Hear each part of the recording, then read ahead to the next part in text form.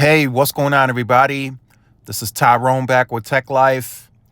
And some of you asked me about my opinion on this chart.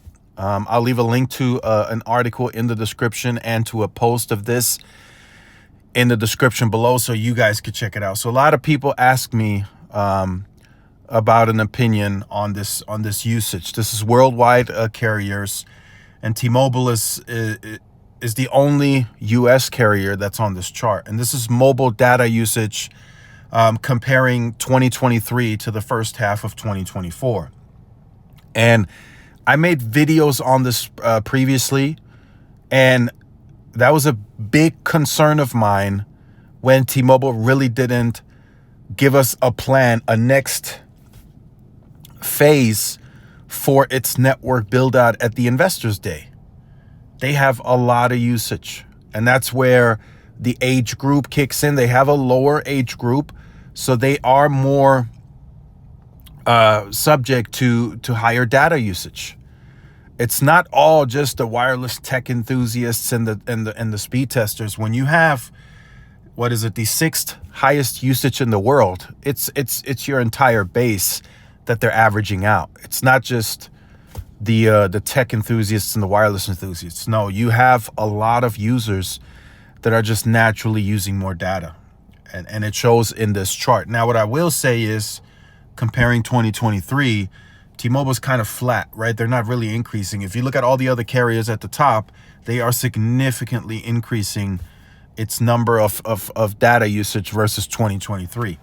So if you want to say that's a good thing for T-Mobile, be my guest. But they have a lot to worry about. And I know internally, trust me, they have a plan. They have a future build-out plan. Stuff's coming.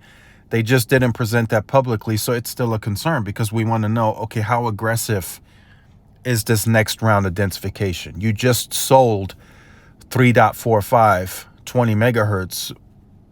You know, what's your plan to make up for that if you do run into some type of slowdown or congestion? Those are all valid questions. And I was going to make another video on the whole 3.45 situation, but I'll give you guys a brief preview here.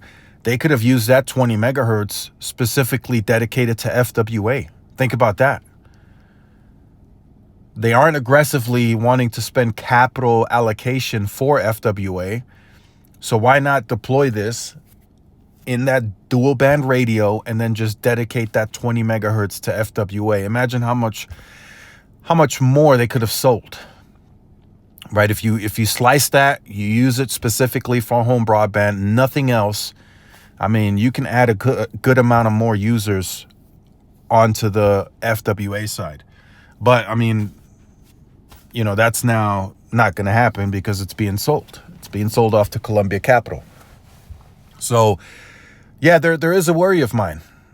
Usually, if you look at all the carriers, you can go by history and kind of form an idea and opinion of what's going to happen. And T-Mobile has, by history, loaded up networks.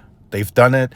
You know, people said they've done it during HSPA as much as they could, right? They were disruptive, very cheap. They loaded up, and then they really didn't have to scale, so they lost a lot of customers.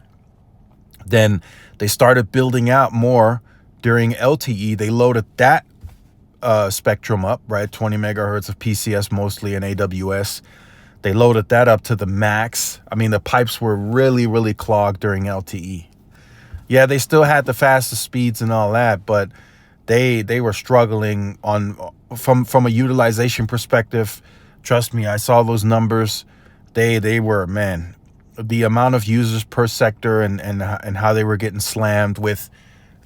You know, as you can see now, they have high usage. So back then they were already getting the customer that used the most amount of data, and that's what they wanted, right? They used that as marketing material, pushing that out into the go-to market strategy. But now, you know, we're running into that same type of situation. They're the sixth largest data user in the world. They're continuing to grow.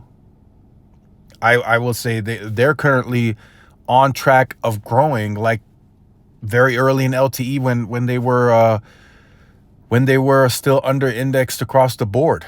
I mean, they have 126 million total connections now, according to them at the Investors Day. And they're growing like they still don't have any. That's crazy. So just think about the type of usage that this network is taking on. You can see it here on this chart, right? And I don't know if this includes FWA usage, but the FWA usage is way higher than any mobile usage. So just think about that as you form your own opinion on it. Will T-Mobile continue to deploy? Yes.